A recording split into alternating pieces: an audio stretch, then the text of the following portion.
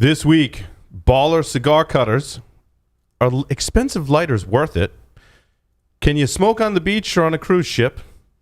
Cypher 3311, which is really cool for us security nerds out there. New cigar line that we'll be talking about. Davidoff limited editions. Drew Estate makes a limited edition, a regular production. Miami Don Lino, the Don Lino Africa. I haven't talked about those in a while. Some humidors coming out. The Oliva Cigar Advent Calendar. Like, I want like multiple of these. For real, right? And what else? All kinds of other stuff this week on the Stogie Geek Show.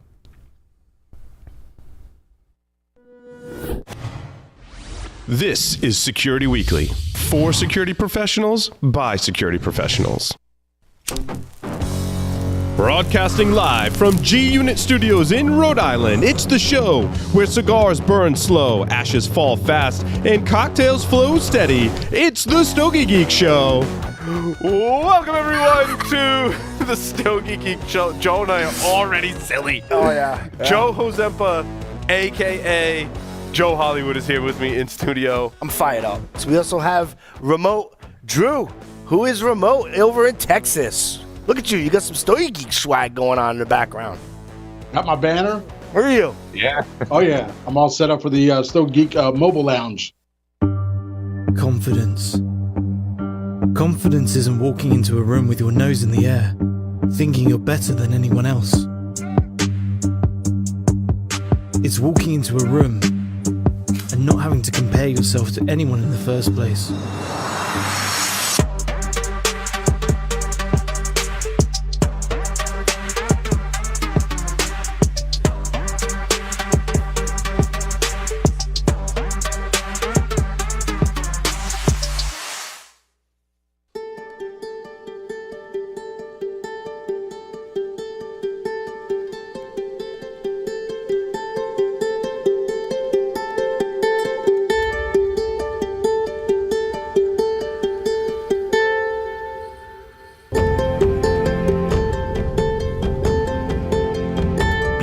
Cigars, perfected for more than 150 years.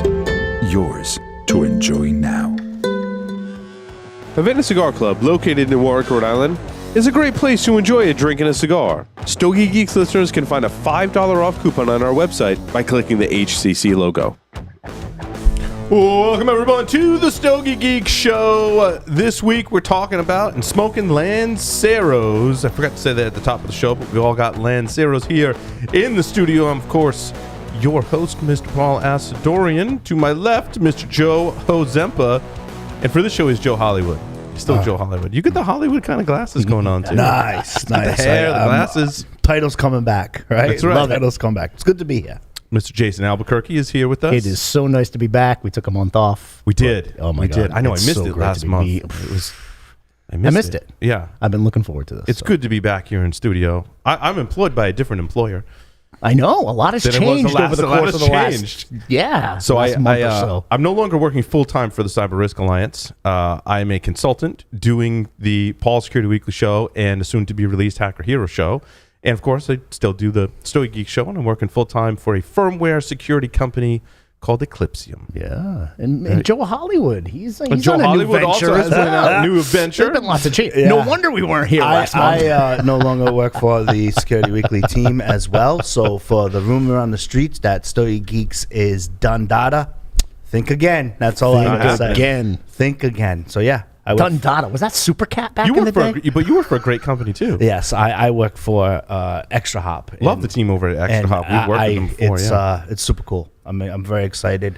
And hopefully, career path-wise, I'll get into more of sales engineer stuff. Yeah. It's great, So man. Jason Albuquerque is still in the same spot. You're still in the same. But you have a good spot. What company you? I met your company at an event that we had. At a cybersecurity event. So I work for a technology services and IT services company, Envision Technology Advisors. We, I'm the chief operating officer, so I'm there to grow the company. So we're a smaller consulting firm that wants to really go up market. So I'm there to grow the company. I came from a $500 million IT services organization, and bring in some of those best practices there. And what a year it's been. Let me tell you. I mean, It's exciting, man. I We're think growing this we're on- company. yeah, we're we're on- hiring. It's Right. absolutely We're all incredible. excited about our day jobs, Yeah. which is awesome. I mean, it's not cigar related, right? But I spend a lot of time looking at the firmware that runs inside your laptop. Right, And I'm like, right. my job is to evangelize problems and solutions with that. And I'm like, I'm looking under the covers going, oh my God, I Right. didn't even like some of this stuff. I'm like, I'm carrying around a vulnerable laptop. Here I am, cybersecurity guy. Right. I'm carrying around a vulnerable laptop. Yeah. I'm like, this is not good. No, and the beauty of where I am now is we get to make a huge impact because not only are we going into organizations and trying to transform them with technology, now you have one of the leaders in the organization who's putting an uber focus on cybersecurity in everything we do. Right? Yeah, it's important, So man. when your IT service provider is security centric in all that we do, all that we implement, I mean, that's a match made in heaven right there. You know, that's I think all of us work, we all work in cybersecurity that are on the Stogie Geek show, and that's why we drink whiskey and cigars to calm our cigars. nerves down, man. 'Cause Yeah. there's some scary stuff out there. yeah. They say there's a lot of burnout, but not when we can do this. Lancero is a great cigar, though, Yeah. to slow down, take your time. I know it's not everyone's favorite size. It's the opposite of your 60, 70 ring gauge kind of cigars, which I've come around to the larger ring gauge cigars. I think if they're done right, I really do enjoy smoking them. Lancero's kind of when I want to unwind a little bit. It feels kind of dainty, right? Like sometimes you're like, I want to smoke a cigar, Yeah, right? Like I want a right, Toro, right. Robusto, Churchill, Yeah. double Corona. Like I want a cigar. But sometimes I'm like, I want to slow things down because you got to smoke these. I think Lancero's a little slower. They're not producing as much smoke. They're really hard to roll. And just kind of recapping what we've talked about on previous shows. Yeah. Hard to roll, hard to give that flavor profile because you have less tobacco, but you do have a lot of wrapper, right? Like that wrapper to filler ratio that we've discussed is interesting. So I think you get a lot of flavor when done correctly from the Lancero. Now, one of my favorite Lanceros is what Jason and I are smoking now. Yeah. This is the Lost City Lancero. I have to say, I'm not a huge fan of the rest of the line of Lost City from Arturo Fuente, and the Lancero tends to be what we call the belle of the ball, in my opinion. Yep. And this is a great Lancero. We've talked about the Lost City before. Many know the story. It was a tobacco farm that was planted and cultivated for the movie Lost City. And so they still produce the line today. It's an old movie. I forget who the actor was that starred in Lost City. One was the Baldwins or something. Someone's probably yelling it out as they listen to the podcast. Yeah. But it's a great Lancero. And Joe, what did you pick up? The La Just Flor Dominicana Double Lajero. That's a really old one. Actually, Mark Jr. on the show had given me a couple of those. And that in the Lancero with some age on it is really good. So we'll check in a little bit and see how. Super tasty so far. What do you think so far? I know you just lit yours up, Jason. Good. I mean, it's I'm getting a little earthy taste. A little bit of leather in the beginning. So far, so good. Lost a little with age. I was just going to ask, how long have these rested? He's been sitting in my humidor for a number of years, let's just say. But when you say a number, are we talking Over a 5. handful? Or are we Easy, talking Probably Okay. 5. Easily years? 5. Yeah. Easily 5. Yeah, because- I probably should have broke them out sooner. But it's really bad. I dig through my humidor. I'm like, oh, I forgot I had those. Those are hiding in there. I'm like, I Right. dug up 2, and I'm like, oh, that's Hello interesting. there. I'm like, we should definitely smoke these, and hopefully they're not aged out. But I think, don't let these age as long as I did in your humidor. So less than 5 years. What's interesting though is I've got a box of the Opus X. I forget exactly which size. It's like a Toro, which size I forget which. Double Chateau Fuente. I want to say it's somewhere in that size range, like a Toro-ish. I smoked one Wednesday night on the show, and it's probably 2, maybe 3 years, maybe roughly 3 years on that box, and they're still not ready. Really? They're still. It was good, but I'm like, I need to put these down for another year. I don't want anyone smoking them until another year, because I feel like your experience is going to be diminished until they have at least another year. Yeah. I'm going to check in on them, smoke another one. That's kind of the frustrating thing with Opus X. Now, this is an Opus X. The Lost City is an Opus X kind of derivative. It's a different blend, but in the same family. You notice the band has the black Opus X that Lost City adorns. So it's in that family, but very, I don't know how different the tobacco is, but different tobacco. And I think that the frustrating thing with regular Opus X is you gotta 3 years may not be enough. Maybe it's 4, and that's size dependent as well, and so it requires a lot of patience. But I think with Opus X we realized that 10 is too long because I 10 think we is too long. smoked like a 9.5. But this is just like Opus, wine. and we This were- is just like wine, man. When I talk to Yeah, people yeah. that are sommeliers and like people really into wine, they describe that bell curve as well. You got to with find the wine. sweet spot. And the bell curve is different for the type of wine, and the same thing for the type of cigar. It's very, very similar, because you don't want your collection in either case to age out. You want to be smoking and drinking at its peak. That is like the most pretentious thing I think I might have said in some time on the show. But all truth, my friend, all truth. All truth. I want to talk about this is like a cybersecurity crossover here. I had not heard of this cigar manufacturer before. Had you guys Costagli? Costagli. I mean, I have my New England accent. I think DH is DAG. Yeah, Costagli cigars. Costagli cigars. They announced Maybe Costagli. I don't know. a lot of announcements for PCA, right? So the Cypher 3311, and this particular line is paying homage to the founder's grandfather, who was a POW in World War II. It's called The Coat of Arms, used as this line's primary image replicates one of his grandfather's wartime embroideries. So the band pays homage to his grandfather's service, which it sounded like his grandfather was a prisoner of war, which could not have been a really fun, certainly wartime experience for his grandfather. So it's shipping in July. The different blends are coming in 4 sizes. The Lorenz and Enigma use the Ecuadorian wrapper. Needle and Colossus use an Ecuadorian wrapper. So let's see if I can get the references. Enigma is the German encryption machine, mechanical machine that was used to encrypt messages and was exclusively used by the Germans. It was actually a public company, and at some point just before around wartime in World War II, the German government took over the company and said you can't distribute these anywhere else aside from Germany. It was exclusively a German encryption. A great movie is called The Imitation Game. Talks about the all of the different aspects of breaking the German code. Some of my good friends in cybersecurity have acquired Enigma machines. If you're going to acquire one, so you're like, if you think this is cool and you want to go acquire one today, go listen to my interview I did with Marcus Sachs. He talks about the market and how it's evolved for these Enigma machines. It's very, very hard to get today. Very, very hard to find. So pretty cool. Now there's a cigar.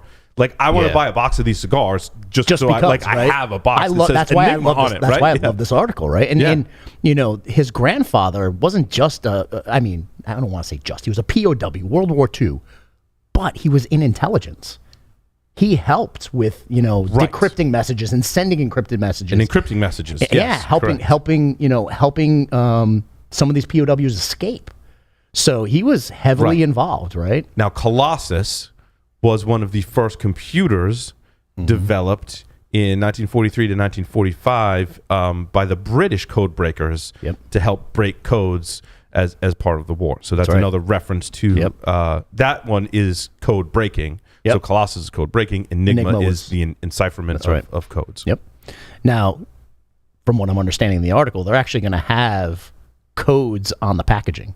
Yeah, that the smoker can decrypt. They're in coffins. They're in coffins. They're in coffins, and I would imagine at the price point that they're seeking per cigar, that there would be a good attention to detail. It'll be a collector's item for sure. So I thought this was a super cool article, super cool release, and I don't remember for us geeks. I don't remember needle. I'm like Googling now. I don't remember what the other two are. I recognize Colossus and Enigma. It's Needle and Lorenz. I'm not sure what those signified. I have to do some research. We should ask them. This is really cool. It is. Well, I don't know what the cigars are gonna be like, but I want them. Totally. Just to have. Just to have. Just to have, because I think it's really cool, and I would save the boxes and put them on display. And you're right, they come in coffins. So I would save. This is whenever I'd save all the boxes and coffins, because the coffins have like what looks like a code on them. It's a series of different length lines and dots on top of the coffins. Really cool. When we talk about all the gimmicky cigars and stuff like that, this appeals to our nerd side, certainly. In our cybersecurity highly nerd side. appeals to the nerd highly side. appeals to us. So it's funny. Jason and I both found this. So yeah, it's really cool. I can't. When did they say when and how we're going to be able to get these? Let's see if there's a release in here. Because we gotta order these. This is one. Totally. I don't do a lot of chasing these days, but this is one I'm gonna chase. So it says in this initial release. So the release of the server, 16,000. They got a Salomon. They got a box press. It says the release in 2022, but can't find a date. MSRP is $50 to $60 per cigar. Worldwide, July 2022. So they're coming out soon. It's awesome. So we got to keep an eye out. Looking forward to that. Yeah. I'll leave that to Jason to keep an eye on. Jason will be the So, first. hey, He'll listen, be texting me. Stick Chaser. Paul, I found them. I hear they Who delivered today? That's Who right. delivered? Stick Chaser delivered today, didn't we he? got those Tatuaje RC series. That's right. Have you smoked one yet? I have not. I You give have them to you discipline. first. You have discipline. my 90 friend. days, brother. 90 days in my humidor. Wow. That's Traveled discipline. those 20 cigars traveled the world, my friend. I know. They traveled the world. Traveled the world. I can't wait to And smoke don't think I didn't look at every tracking drop site. Yeah. And they got here. Amazingly enough. They got here. A big shout out to my buddy Axel, who actually helped out there. So he, good compadre in Germany who helped out. Dude, I was thinking earlier, with all this new legislation coming out, like we need to create a club where we can have straws and plastic bags, and we can smoke cigars. That's right. And we can have high capacity magazines. Yes. And right? Right.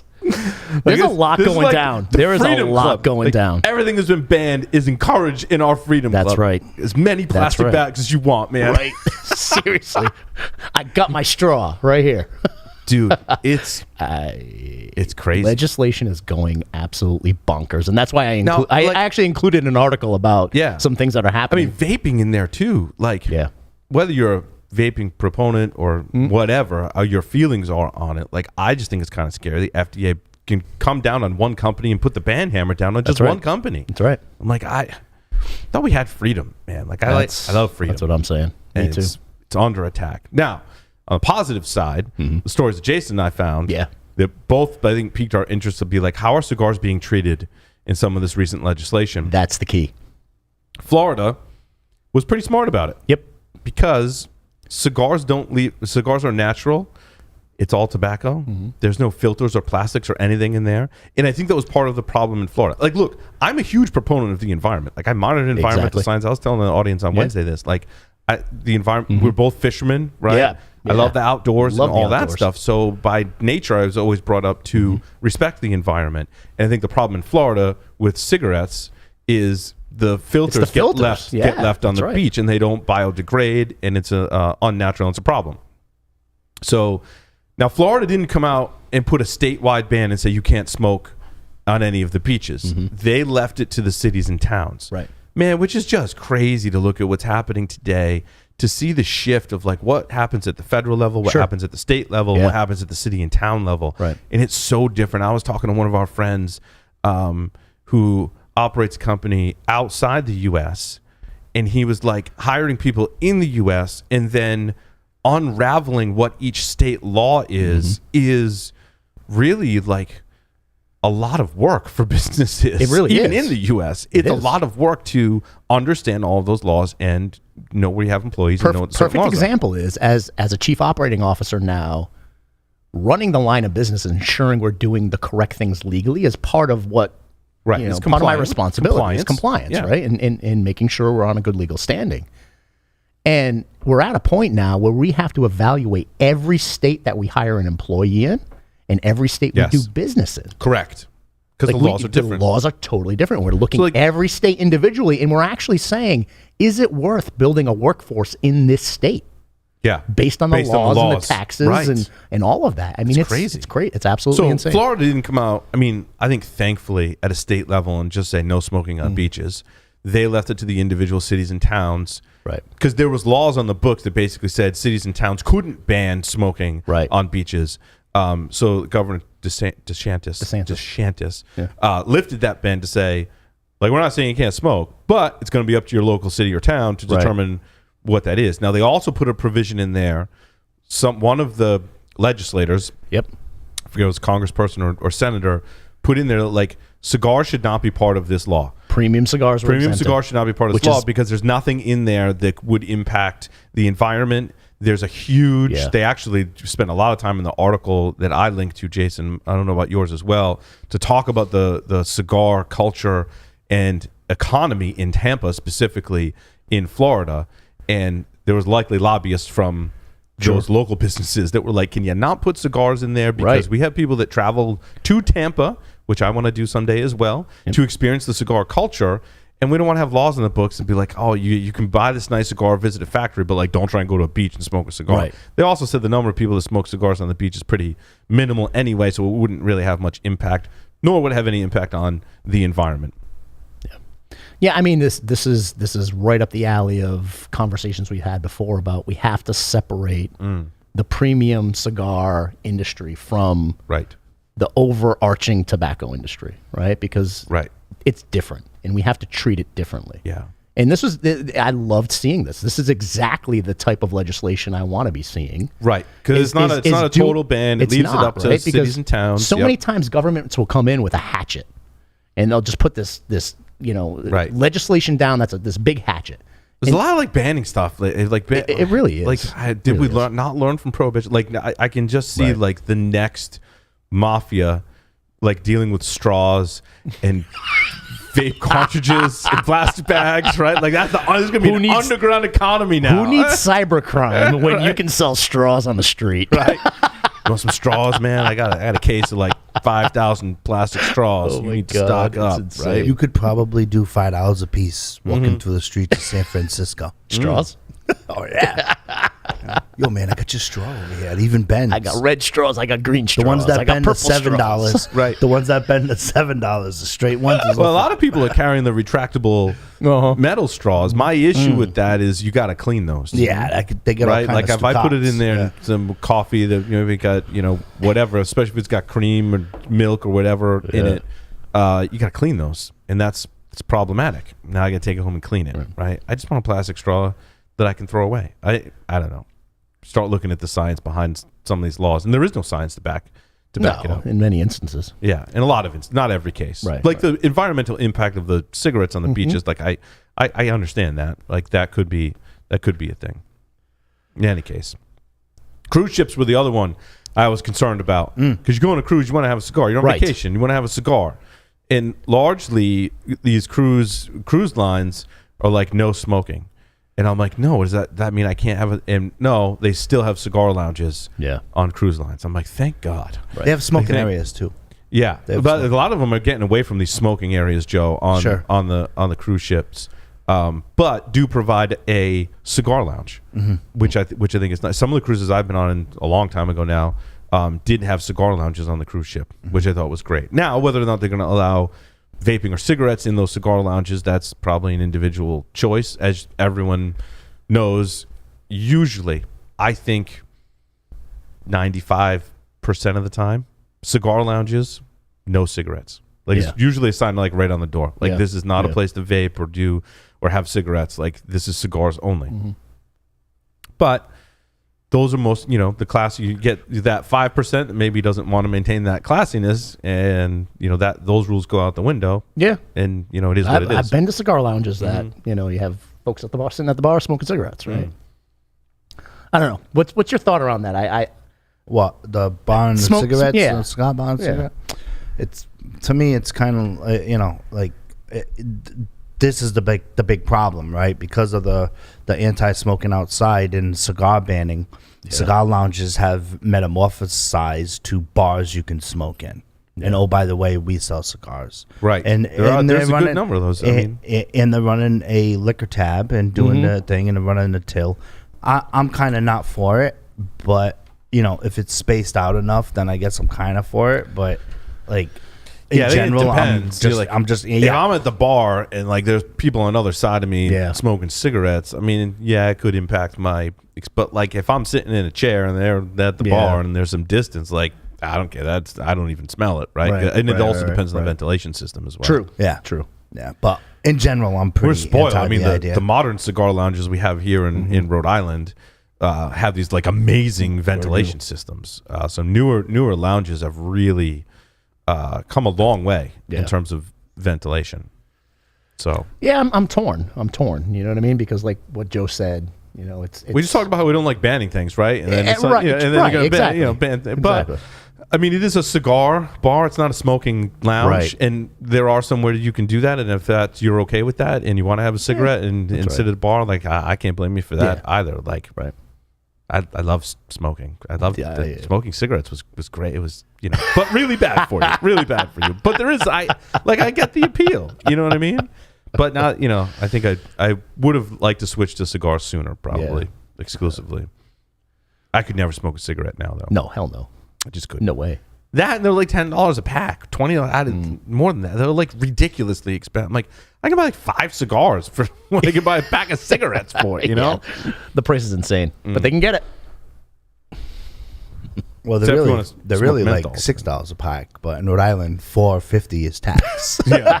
Right. So what is this cigar cutter? What one? So it's called the Baller, and it's going to be released here soon. And I put it up here because I wanted to get your opinion on what you thought. It literally takes a cut, kind of like a melon ball cutter, like a melon ball. Yeah, that's how it's going to cut. That's how it's actually going to cut the cigar. Oh, like a melon ball. Yeah, like it makes a. It's not, but it's not a V. It's not a V cut. It's literally a ball. That's pretty cool, right? I like the. I don't know. I've looked at it. And I'm like, I want to buy it just to try it. It's from a company called Cigar Medics. Yep, which they make the Cigar Medic humidimeter. Yeah. Oh yeah. I haven't been. And they're coming out with a new one too. It's in the article too. I haven't done that with my cigars, but I've seen some people posting online where they like basically it's kind of like taking your temperature, but they're taking a humidity check of the inside of the cigar. I think that's pretty cool. I mean, it is. People go crazy with wine, with the wine chillers, right? Yeah, like depending on the kind of right. They're like Todd has one, right? They're expensive, right? Like you take the wine out of your wine fridge, and then you put it in this cooler or warmer, right? Like it either heats or cools the wine to the right temperature for drinking. Yeah, and so red wine's supposed to be slightly chilled. Like depends on what kind of depends wine. on what kind. And, all right. So here's the question for the table. What's optimal internal humidity for a cigar? I mean, the picture's internal. We geek out on stuff, so we like to smoke meat, right? And we know, like I have probes for internal temperature of meat because I want to make sure we're smoking the meat, and it's 145 for my you know what I mean, for my loin or whatever. The meter. Yes, exactly. Yeah, right. All right. So, question for the table: if we go out and we buy one of those, what's optimal internal humidity for a cigar? I mean, in the picture it says 66.2. I think that's pretty good. Yeah. I think I'd probably be below 70, but above 65. Somewhere in that range. Somewhere in that range would be my guess. Yeah. It's hard because like I'm gauging it by ambient humidity in my humidor. But for smoking, I don't know. Joe's laughing because we're just geeking out on this shit. That's a good question, though. Like, what should the internal? Because ambient humidity and internal humidity are two totally different things. They are. That's right.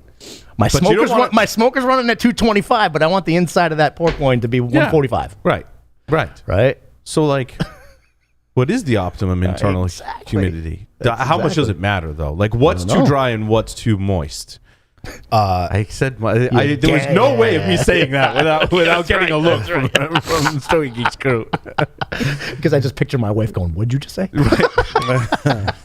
But I think there is. I mean, I've smoked cigars that I'm like, that didn't have enough humidity, and I've smoked some that I'm like, that probably had too much humidity, right? So I think testing is not a bad idea. Would I do that with every cigar I smoke? There's also something to let them rest outside your humidor before you smoke them. Right. Kind of thing. I don't know. I don't know if it matters. I mean, how many cigars have we smoked and we just haven't bothered to take its humidity before we smoked it? And the thousands of cigars we've all smoked. Yeah, right, exactly. Like, totally fine. Right. I don't know, like, if you find some that you have to relight all the time, Like it'd be an interesting experiment, Totally. to see if that humidity was higher than other cigars internally. And Yeah, I think about it this way: like Joe has his cigar Bible, and if he before he smoked, he took the internal humidity, wrote it down, and then figured out how it smoked. Did I have to relight it 10 times? Well, why? Was the humidity too high? Was it? But too low? relighting See if it can matters. also be construction as well, True. right? Because the blender and then the rollers who implement that, they place certain tobacco at certain points within the cigar to maintain an even and consistent burn. If they don't do that correctly, that could be why you're relighting your cigar. It could not be related to internal humidity. It'd be interesting to, you could scientifically study that. This could be a study that we publish. This is called Stogie Geeks for a reason. Yeah, that's right. Because we're all about telemetry, we're all about data, we're all about figuring that stuff out down to the nuance. And doing that level of an experiment. Right. Like how do you know if it's either the construction or that's it, the choices of what tobacco go where, or if it's related to humidity or some combination of the two? Or did the roller mess up and put the tobacco in the wrong spot for a day? There's so many what if one day he was like, oh, that was supposed to go more towards the front and not towards the back? Like, oops. Right. So many times you see posts where someone tries a cigar, that man, this cigar sucked. Like it didn't stay lit. As we know, relighting ruins. And I'll go smoke that same stick that's been sitting 90 days in my humidor, and I'm like, this cigar was awesome. It was absolutely because I took care of it. You know what I mean? And could that be a component? I want to order. I'm gonna buy one. I'm gonna buy one. I'm gonna buy one now. That's right. I am, and it's a cool cutter. Like I want to try it. I think it looks really cool. Get the baller. Now you're gonna have like a whole kit, like a stand.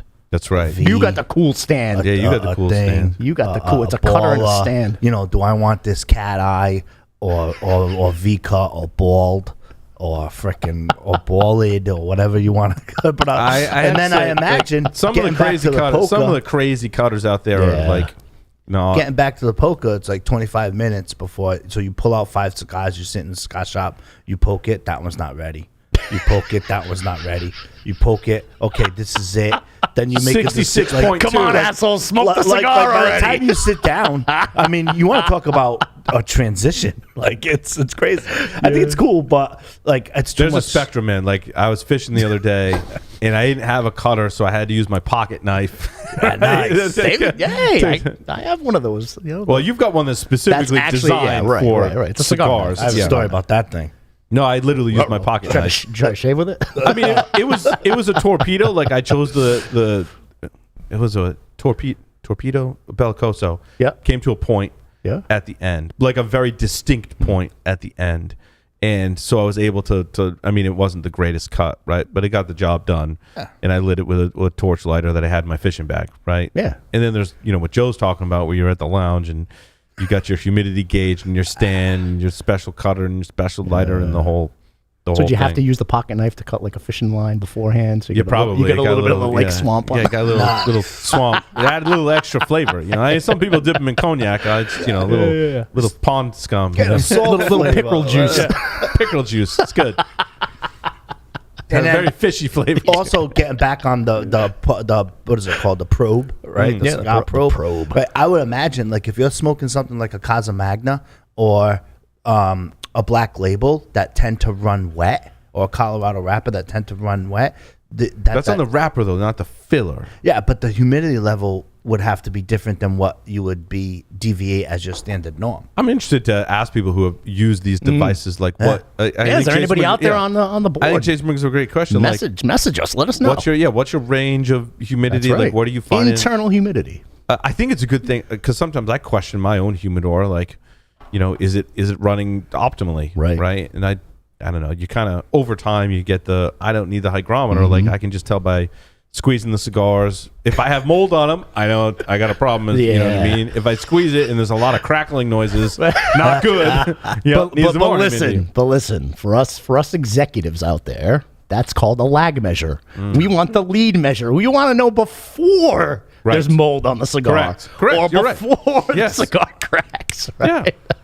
Yeah. We want those lead measures to tell us. So we can save our stash. If you came in with 5 cigars and your probe wasn't the optimum thing, what measures you use for administrative stopgaps? Meaning like calibrated? Yeah. Do you? Well, there's got to be a way to calibrate it. I don't know.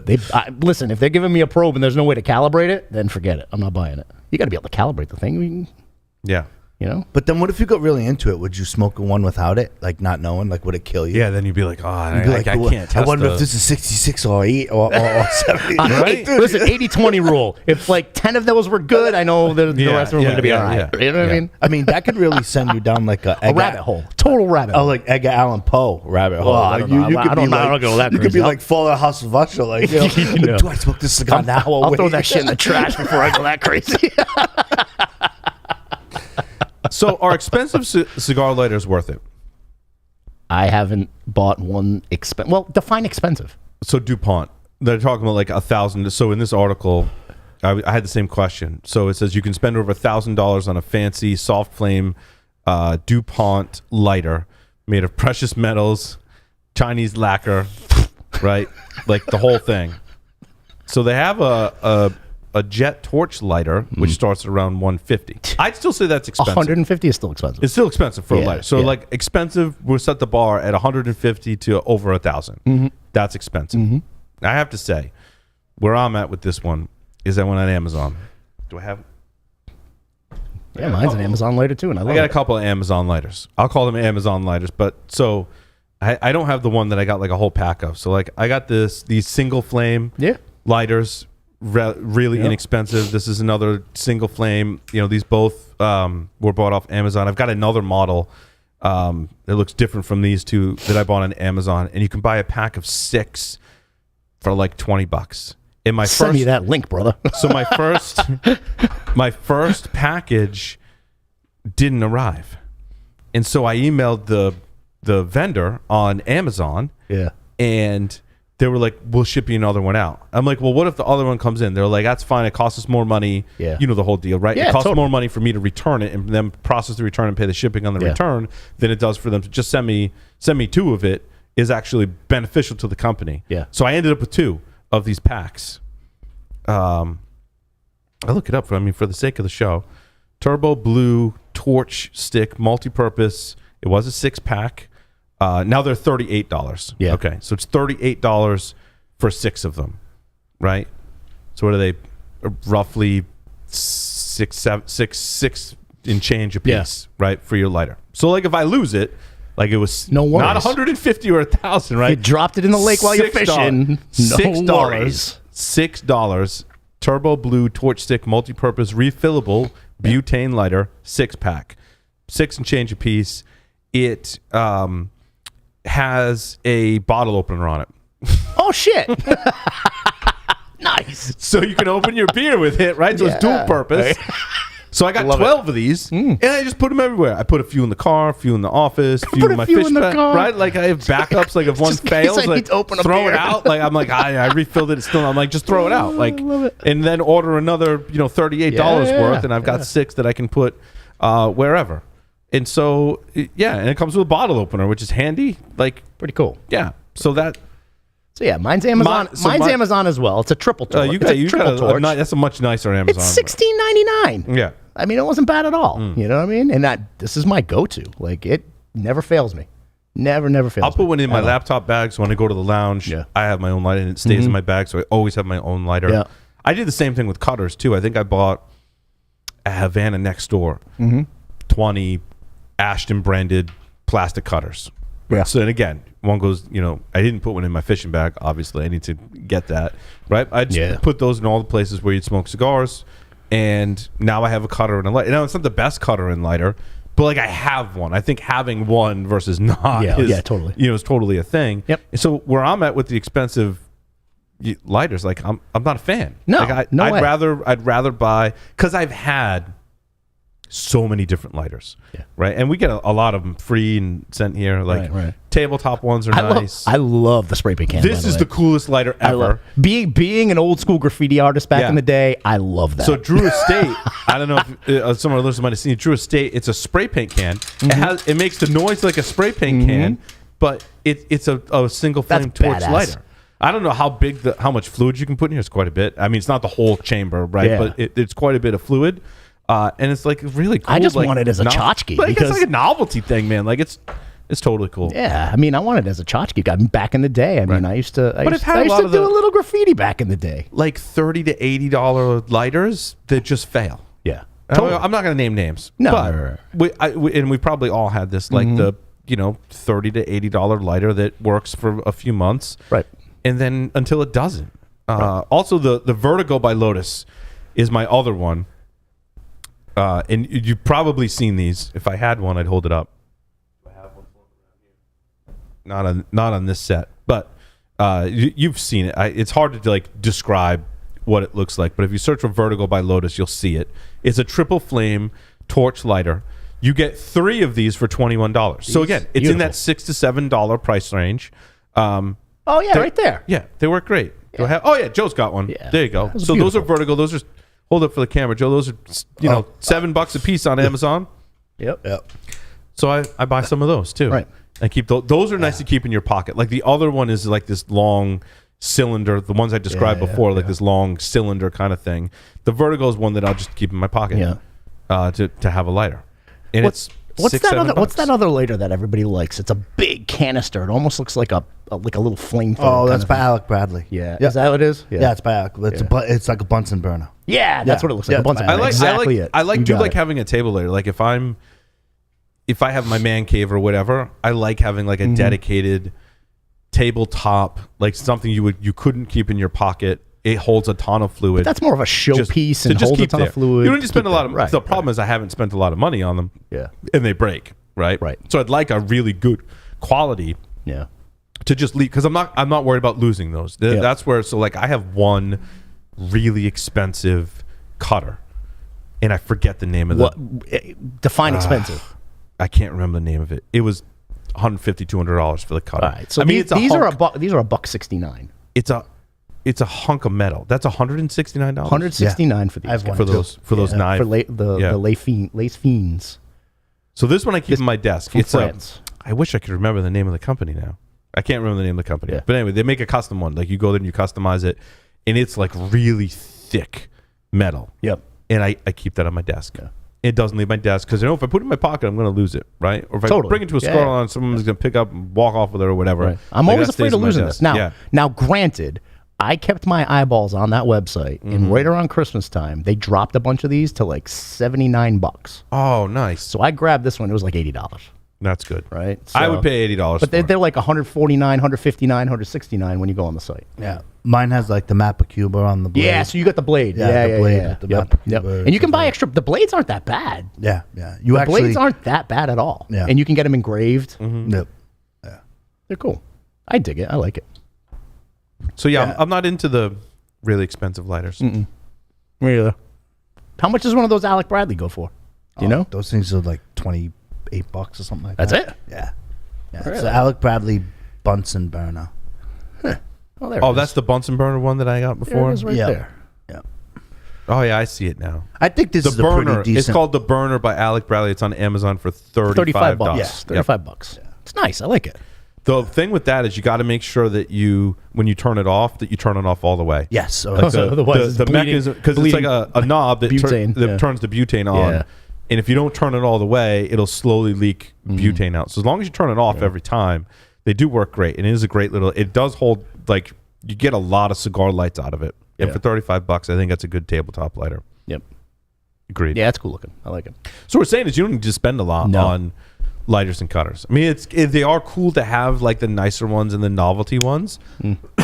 I'd rather take that money and buy cigars with it. Yeah, I'd rather have like That's it. the plastic cutter that I used for a few months and throw it out and Yep. get a new freebie with it, and the $6-7 almost disposable kind of lighters that you keep in your golf bag, your laptop bag, your fishing bag, Fishing bag. and you have them. That's where I'm at. There is that middle ground though, and the middle ground is tempting. However, I haven't had much luck in that $30 to $80 range. Yeah. I had a really nice, I'm trying not to name manufacturers, right? But like I had one that had a cutter and was a triple flame torch lighter. It was the perfect lighter for your pocket. They're like $80 to $100. Yeah. And it had Is it the one that has a cigar stand too? no, this one had a cutter that folds out. Okay. And so it's a regular guillotine cutter, Yep. straight cutter. and it folds back in. It kind of has like grooves in the lighter, so it folds in. It sits flush, and it had a triple flame lighter, and then like it broke.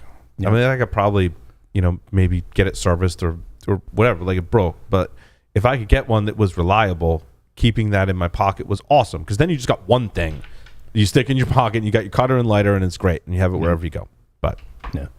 And by the way, I'm through the first third. Yeah, how's your cigar doing? It's ramping up on the flavor, buddy. It really, really is. I'm getting more of that leathery flavor, a little bit of earthy tones to it, but it's ramping up.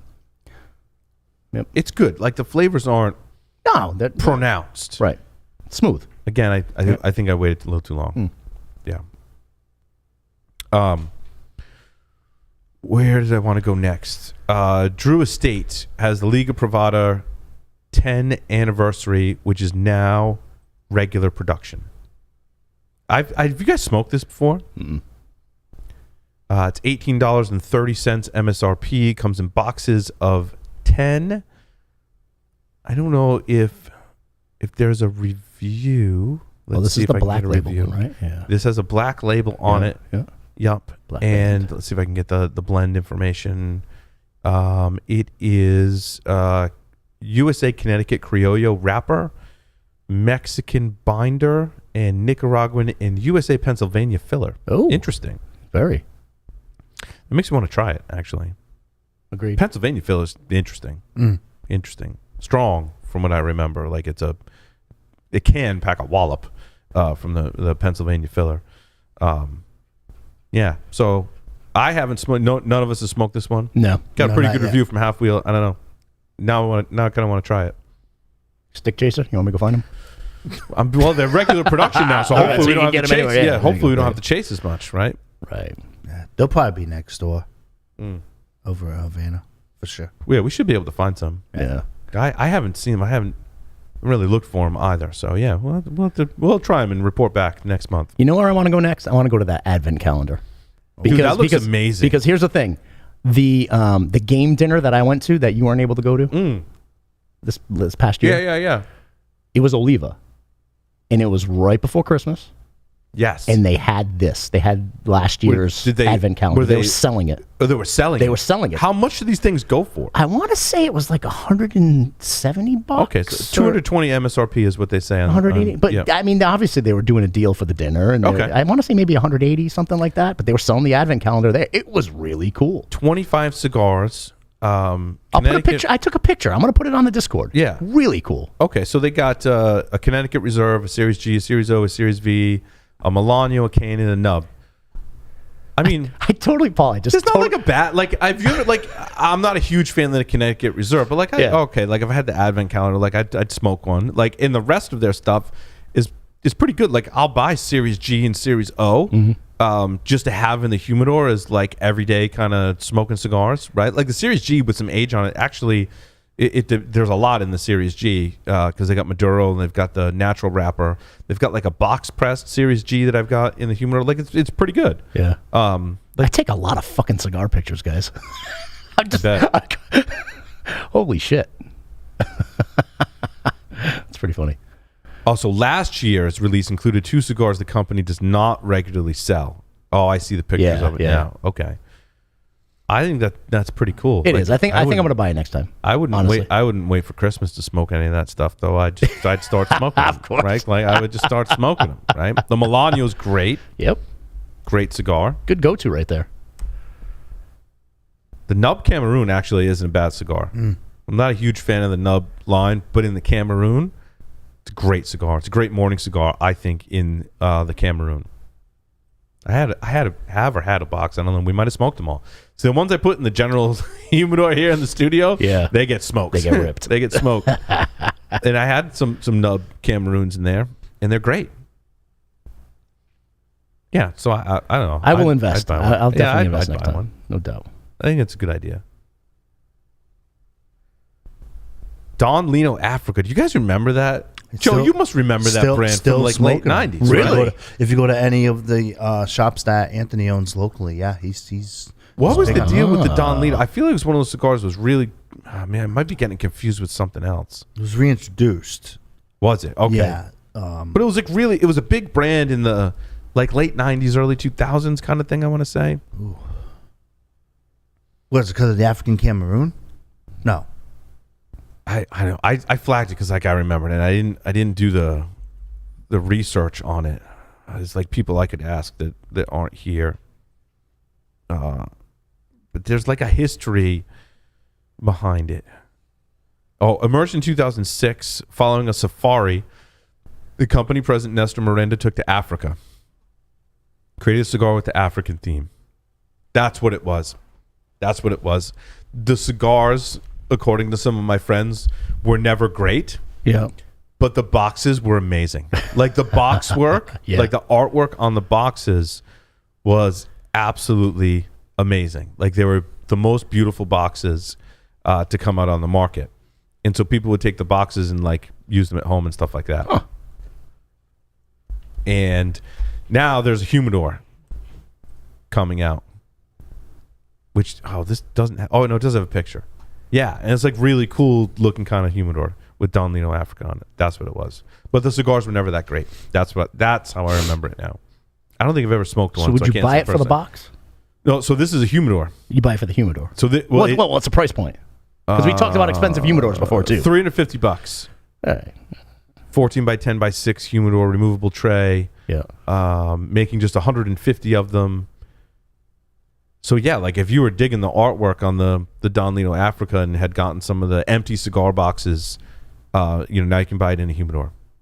It's pretty cool. There's like a bunch of animals Nice. on the top and stuff. It's really, really cool looking. I don't know. Again, I'd rather buy cigars. Seriously. Just saying. I think cabinets are the way to go with cigar. I mean, for as many cigars as we buy. Yeah, I'm totally digging my Coolador though. But Yeah. I mean that top Coolador- set. Coolador's great. Well, I mean I got it fits 300, right? But you can get them that fit 1,000. I dig it, man. I like it. How much are the Cooladors going for now? I want to say they're not much in the $350 price range. Yeah, and somewhere above. around Yeah. there. Yeah, 350 or something like that. Yeah, I think I'd rather have a Coolador than a single. I found single the humidor. I found the picture. You see it? Oh, is that Of the Advent calendar. Of the Advent calendar. Yeah, it's Is pretty that cool. no? Is that this year's or last year's? That's last year's. Last year's had some special cigars in it. Yep, Yeah, I think this is the second year that they're doing it. it is. Yeah. Good old social media, baby. That's it. What else? Oh, Quesada Oktoberfest coming back out. Those They are great look- with age. They look totally different. They redid the whole bands on them. It still has like a little flavor of the old band in the middle, but these are good cigars. But see, they're not making the Bavarian. Might be the Robusto. They made a short Robusto. There was a different. They made a short Robusto and a Petite Corona. I want to say, in the old Oktoberfest line, and those were the smaller sizes were my favorites. The Bavarian 5.5 by 52. That's more like a regular Robusto, not a short. I don't remember what the original line was exactly on the sizes.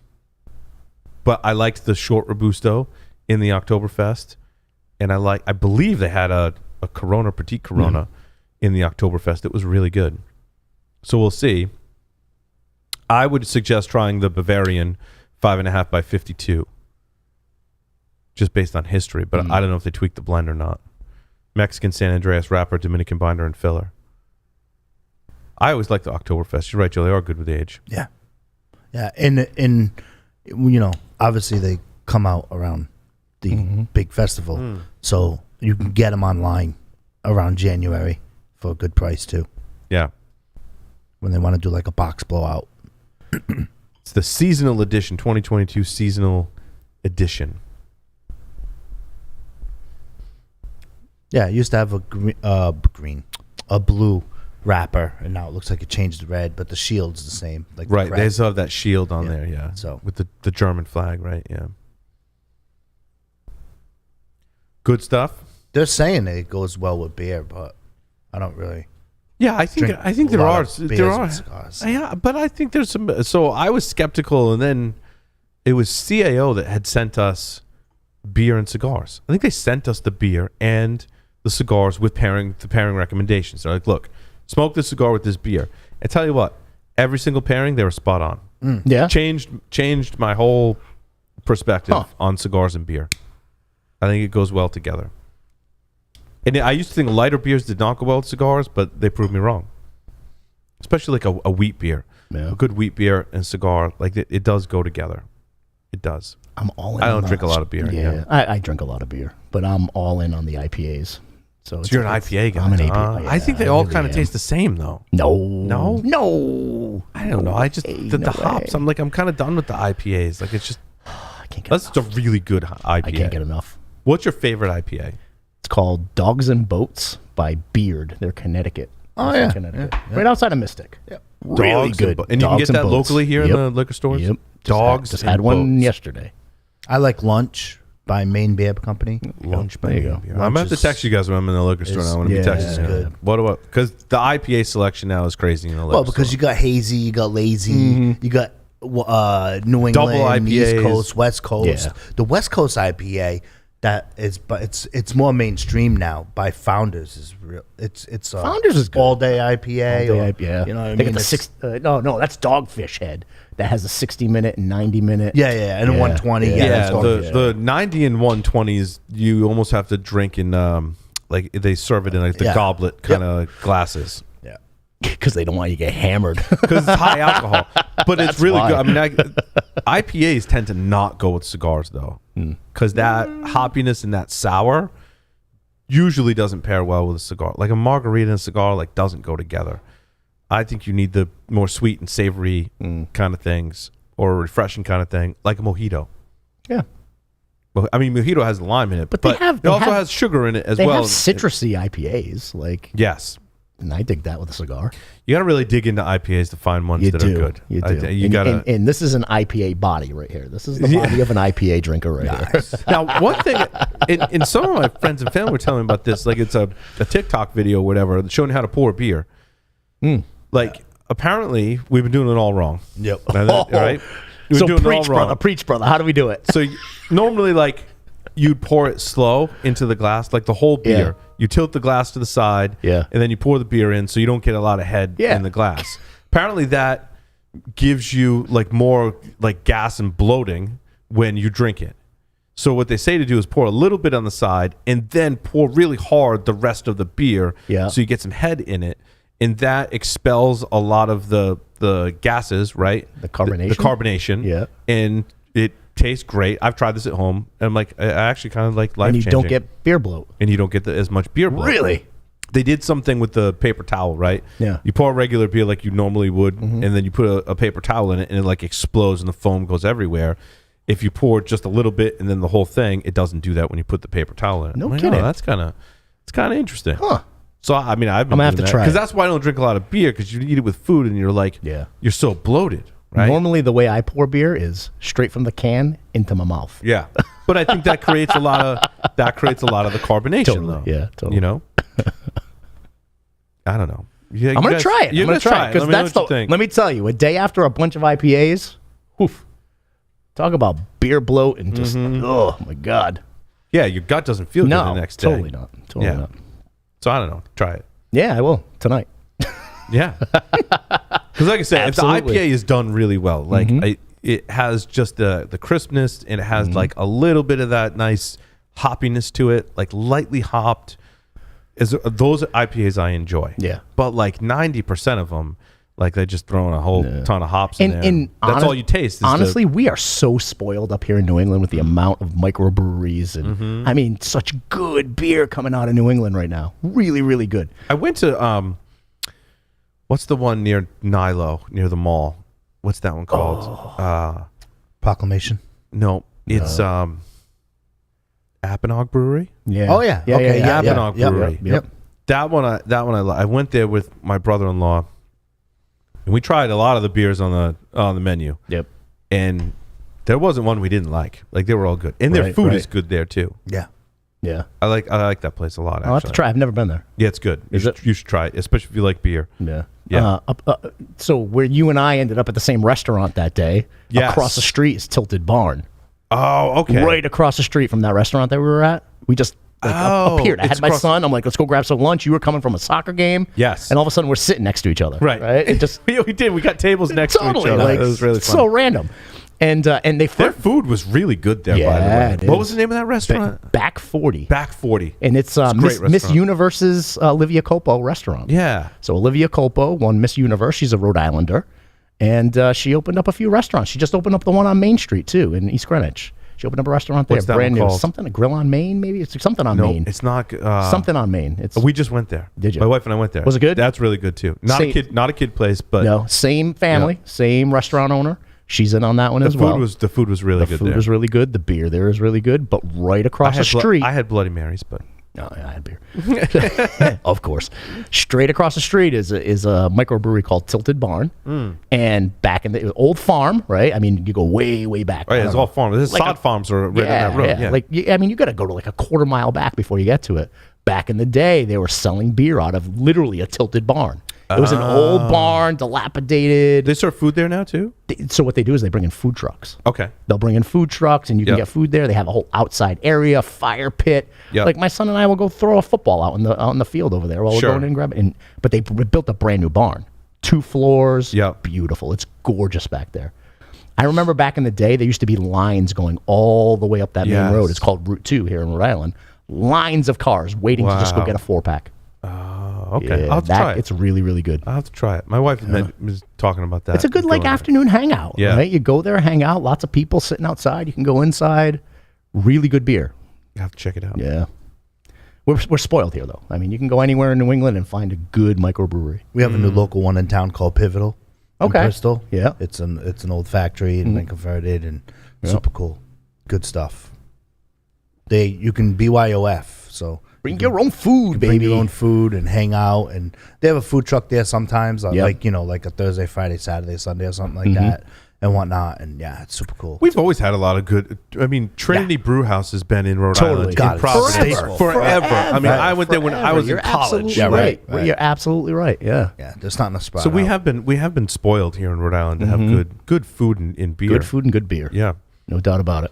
and a lot of cigar lounges now. Right. here in Rhode Island. So good lord. So You come can't- visit. Come visit Rhode Island, Come right? visit Rhode Island. It's a hidden gem. Beautiful beaches, beautiful ocean, great food. Most people go to Newport when they visit. They'll Rhode go to Island, Newport because which they want to be on the totally fine. ocean. Yep. I tell you what, I love the Mooring. It's one of my Oh, favorite yeah, restaurants very in good. Newport. Yeah. Very good. Yeah, come visit. Seriously, it's a hidden gem.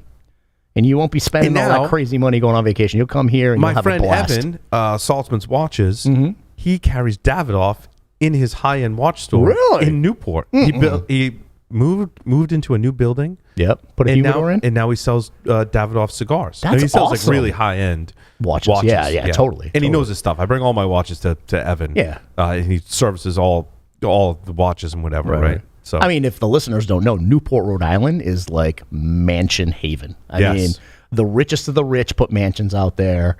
But there's no cigar lounge in Newport though, because the Humidor. there's one in right? Middletown. It's one in Middletown. One in Middletown. So you go right to next Middletown. door. Right next door. So Middletown and Newport are right next door to Yeah. each other. Yeah, it's right So you on don't the have to go line. far. What's right the on one the- in Middletown called? It's called Breakwaters Breakwater. Cigar Okay. and Whiskey Lounge. Yep. And it's located on Aquindic Avenue. Yep.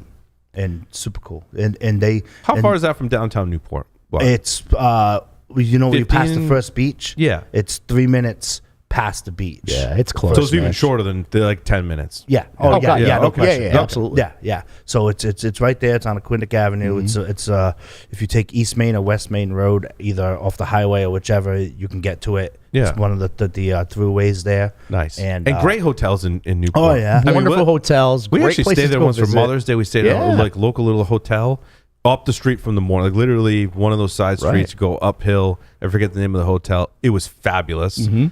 And we walked down and had dinner at the Mooring. Yep. And I tell you, it's a destination for people here in Rhode Island too. I was Now you there get on Cigar Totally is. Lounge right in Middletown. I mean, Yeah, it's beautiful. Come, you can get come your Davidoff visit. cigars right there and visit my friend Evan. Yep. Seriously, I mean, we don't promote our state enough. We really spend don't. a few $1,000s on a A watch. You're gonna buy a Davy. then Buy a Davy Davidoff. while you're there. But no, I mean, it's a hidden gem that people don't know. I mean, they don't know about Rhode Island, and we don't do a good enough job promoting the tourism side of the island. Right. Where, I mean, you have people who come here from all over the country. They'll go to college in Rhode Island, And they never leave Right. because they realize what a hidden gem it is. Right. And they talk about the food, they talk about the beaches, they talk about all the places to go have fun. I tell you what, though, Mr. J's Mr. Havana J's Smoke Shop is awesome. We haven't talked much about the newer experiences we've had there. Their events, talk about food and drink and cigars. What a destination that is. But you want to dude. know what? This is Holy what crap. Joe That and I game- talk remember about the all the game time. dinner? Oh Game my dinners. God, It's the it's- experience, right? Yes. The modern day cigar lounge isn't come in, buy a cigar, sit down, get up and leave. It's you got to have the experience. And Mr. J's beer- does it right. They do it a right. huge selection of beer if you're Yep. a beer person. They have a huge selection of whiskey. I mean, Yep. we ran up a tab. Dr. Doug and I ran Oh up my a tab on that. On Well, the I told you the game dinner. I had me and my buddy had our wives drop us off. One of Yes. the wives drop us off, and we Ubered home because we knew it was going to be full of whiskey. It was going to be full of beer. and it the was food gonna at be- their events is amazing. Oh my god, They actually cook. So Incredible. Tom Joyle will smoke some of the stuff himself, and Malonzi's is the place they use, and the food is amazing. It is And Jason and I absolutely went to 2 separate events and had an amazing experience. Yep. So Yep. It's wonderful. I can't wait till the next. And I'm we need to upset plan that- it. We need to plan. We need a to trip. plan one, right? I'm bad at. You know me. I'm bad at planning. I'm bad at it. See, I've gotten really bad at paying attention to when they're posting the events. Because they sell out fast. They which sell is out an so indication fast. that they're doing and a like really good job. 3 days later, I look Yeah. at it. And I'm like, oh my god, Sold out. they already posted sold out. Yeah. So we got to get ahead of the game. We got to Yes. get a list. We got to get a future events list. We're all pretty technical people. This is doable. Seriously. Seriously. This is a doable thing. Yeah, it's called an email. You get Paul. an email. Right. I know, but you got to pay attention. You know how as many a emails member, I get? I know they send you an email. They do. send me one for Stogie Geeks I too. do. so. But by the time we read it, it's it's sold out. Email is noise to me now. It's a lot of I noise. get so much I know. email. I get the email. I do. I get the emails, insane. and it's yeah. hard to keep up. Right. It is. It is. I mean, It I is. think they post most of them to Facebook as well. I mean, we're just gonna stay on top of it. Yeah, that's what we it gotta is. We plan got to pay a Stogie Geeks attention. event We're busy. We're busy people. Let me tell you, I've had one of the busiest weeks of my lives. This time of year right now for me is just 1,000+ miles an hour because it's work is going crazy, right? Because everything's so many companies, their budget will flip in July. Yes. So they're prepping for their new budget season in July. So can you pass me that down one right there? we're running 1,000 miles an hour at work, and then Yes.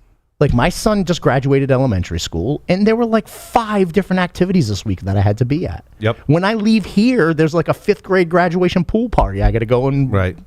make sure nobody drowns in the pool because I don't know about you, but 5th grade boys, they're knuckleheads. Yep. They're knuckleheads. They don't pay attention. They don't listen, and they have no fear. It's a bad combination. It's bad combination. Requires a right? lot of supervision. A lot of parents, and that's that continues when they're teenagers. too, Yeah. by the way, great. you're screwed. I mean, you're screwed, dude. That's I'm just it. telling you And, right and you now. put 20, 11-year-old boys together. Yeah. Oh god. Forget it. That's why they recruit parents. Come Right. show up and just monitor. And help. Yep. Monitor the situation. You guys smoked anything that was really notable lately? Notable smokes lately. Let's see. What did I have? I tell you what, I've been big on Padron. Yeah, those are like the go-tos. I'll tell you, You can't go wrong. Like the Padron anniversary, this Family Reserve series. You can't go wrong. Like Yeah. if I'm gonna go smoke a special cigar, yeah.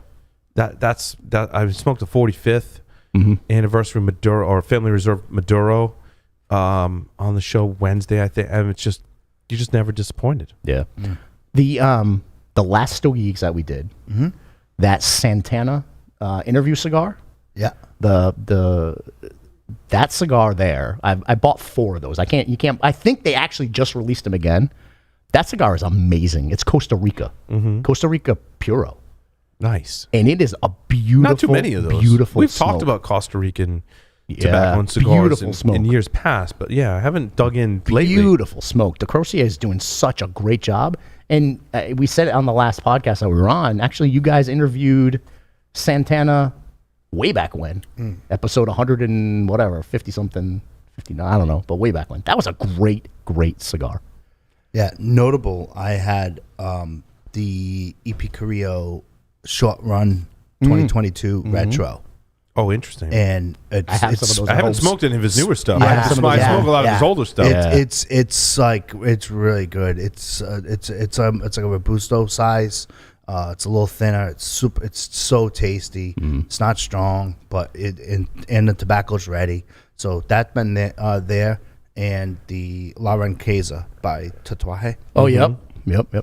I like short runs a little more depth in the taste department, but it's medium compared to La Ranqueza. But those are the two kind of notable stuff that I've been kind of on over the past 40 days or so. So speaking of Costa Rican cigars, the Persian Rug is an LCA drop.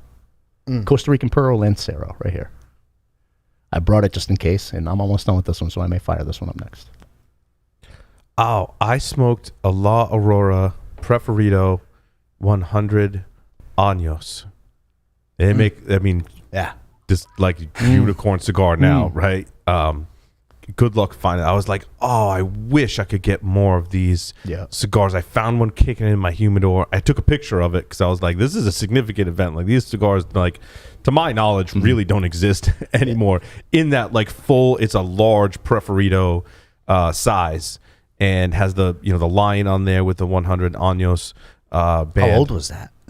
This cigar's old, and much to my dismay, like it sat too long. Like it was a little bit aged out. Like it was really good.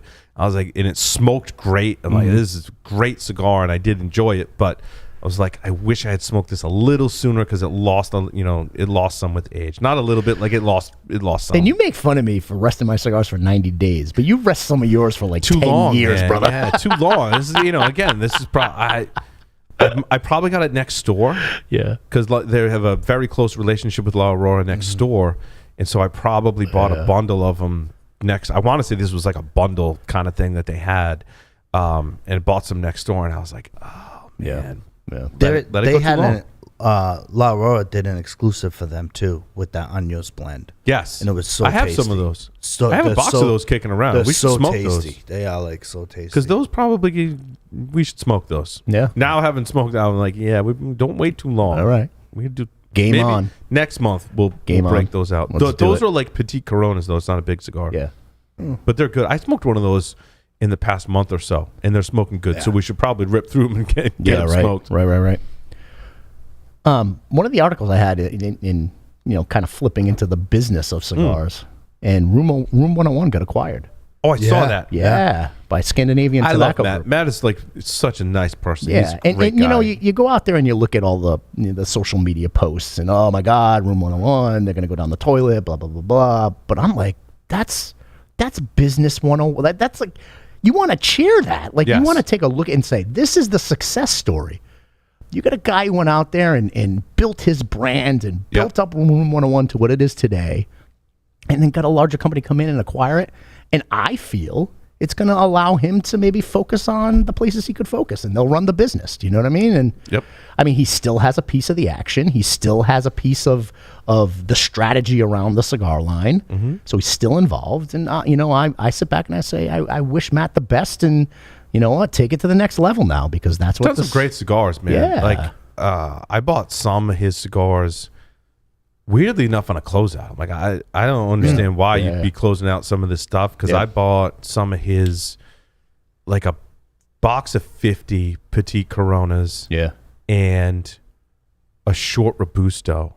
It was the Master Series, I want to say. It was like a discontinued line. Like I think that's why it was on closeout, because it was a discontinued line. And I bought some of those, and my battery's running out. I don't think I plugged my laptop in.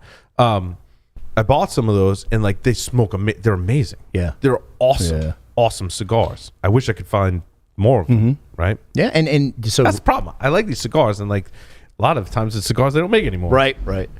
I mean, you guys were telling me a few shows ago that start trying a breakfast cigar. Remember I was telling you I never smoke a breakfast cigar. Never. So I went out and I'm looking around and I see a Room 101 breakfast in Portugal. Now I'm a Portuguese and I'm like, hell yeah! I need to go. Portuguese. This is a I need sign. A breakfast cigar. This is a sign. Yeah, it had your name on it. Literally. My buddies are telling me I am a bitch because I will not smoke a breakfast cigar. This is a sign from God. Breakfast in Portugal. Right? I bought it. I smoked it. It was great, and I will smoke. Morning cigars from now on. Yeah, Morning I've cigars been are a fan amazing, man. of Room 101 since I first found out about them. Yeah. Like The super. Now they started Boutique, right? Boutique yeah. Cigar. Yeah, I believe if I'm going in a Wayback Machine off the top of my head, they were done with Camacho, but I'm like 90% sure. Yeah. You know what I mean? What's the you hear all of these stories, right? Room 101 is the name because of like a hotel room that he started was selling the business out of? I don't know. I hear all these stories. I hear all these stories. I don't know if you guys know the real story, but yeah, the story I got on the streets was that was the name of the hotel room and they were selling cigars. Gotcha. That was that, but I never did much fact checking. But I mean, again, I look at it from a business perspective. I wish them the best, the absolute best, because this is at a point as a business owner, you've built the brand, you've built a cult. I mean, he's built a culture. He's got a jewelry line. He's got gin. Yeah, he's built an entire culture around this brand, right? And now you have a very large global company coming in saying, we want to take that and take it to the next level. That's every business owner's dream. It's kind of funny because Stogie Geeks, I'm making the number up, call it 2 years ago. Yeah. When he announced he was retired, I said he'll be back. Yeah. Yeah. And then he came back, and then I was like, there's no way he's going to retire. Yep. You know, and then people are like, oh, well, he's got his jewelry thing going on and this and that. I'm like, nah. He makes good stuff. Yep. And sometimes people kind of bring you back to that microphone, or they bring you back to that podium of what you're known for. And he makes some super cool, tasty sticks. So, yeah. So I bought the Room 101 Master Collection 3 in the Roxo size. So the Roxo is a 4x48. Okay. Short Robusto. The MSRP was $180. I ordered them on closeout for $89.95. Oh, there you go. I don't find it. What's interesting is I have not found like really good deals on cigars, and I don't know if it's because the economy has shifted, right? And COVID has had its kind of longer lasting impacts on production, shipping, and supply chain, and all that stuff. So this is an Ecuadorian Habano wrapper, Dominican binder, Nicaraguan filler, and it is an awesome cigar. They smoke great. Got a 92 from Half Wheel. This is a great cigar. And then I ordered the Papi Chulo. So this is the Room 101 Master Collection 1. So he put out these master collections in different years and different sizes. And the Papi Chulo is a 4x42 box of 50. MSRP was $400. I got it for $150. Wow. I still have a bunch of the Papi Chulos left because it came in a big box of 50. Also a great cigar. Yeah. Great cigar. I was really happy with both of those. Yeah. So yeah, I mean, but you can't find them now. Yeah, right. Oh yeah, that's the problem we run into, right?